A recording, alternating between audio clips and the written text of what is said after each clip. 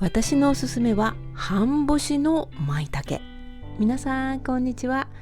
舞茸を 2,3 時間干して使うと香りもぐーんと良くなり、だし汁を使わなくても美味しいスープができますよ。干しきのこは椎茸でもよくしますが、きのこを干すとビタミン D が増えます。最大で約4倍も増えるそうです。また乾燥させると旨味成分が増しますよね。そら水分少なくなって味が凝縮して旨味増すでしょうと思った方もおられるかもしれません。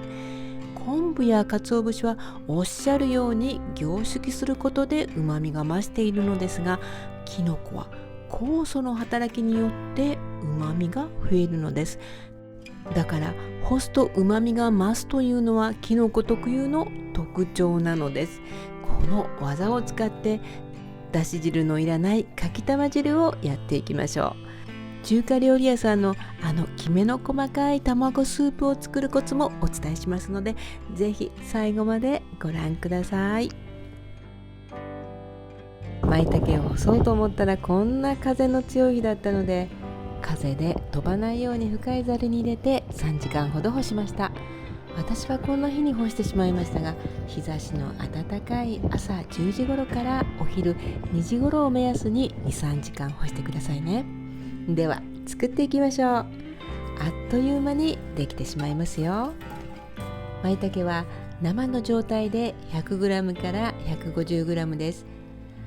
半干しにしたものを鍋に入れます。水を 500ml 加えます。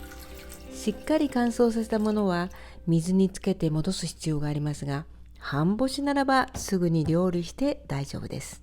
何より 2,3 時間干すだけなので、干している間にカビが発生する心配もありません。ほったらかしているだけで栄養分と旨味が増すのですから、やらないのはもったいないです。すぐに使うときはこれがおすすめです。ただ日持ちはしませんのでご注意くださいね。きめの細かいかきたま汁を作りには、鍋が煮立ってきたら片栗粉小さじ1/2を水で溶いて加えます。ここで一旦煮立てて片栗粉にしっかりと火を入れます。薄口醤油を小さじ1加えて、あとは塩で調節します。そして溶き卵2個分を流し入れます。この時に卵を全体に回し入れるのではなくて、逆にそのまま一定のリズムで流し入れ、鍋の中のお玉をかき混ぜるようにしてください。中華屋さんのような卵が全体に散ったかきたま汁が出来上がります。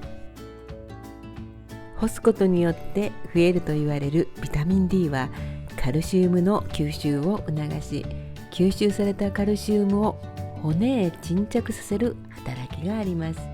舞茸に含まれる食物繊維はもちろん血糖値の急上昇を抑えてくれます。半干しの舞茸は歯ごたえが変わって食べ応えがあって、私は大好きです。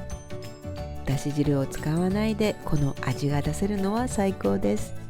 ぜひ皆さんもお試しください。最後まで見てくださってありがとうございます。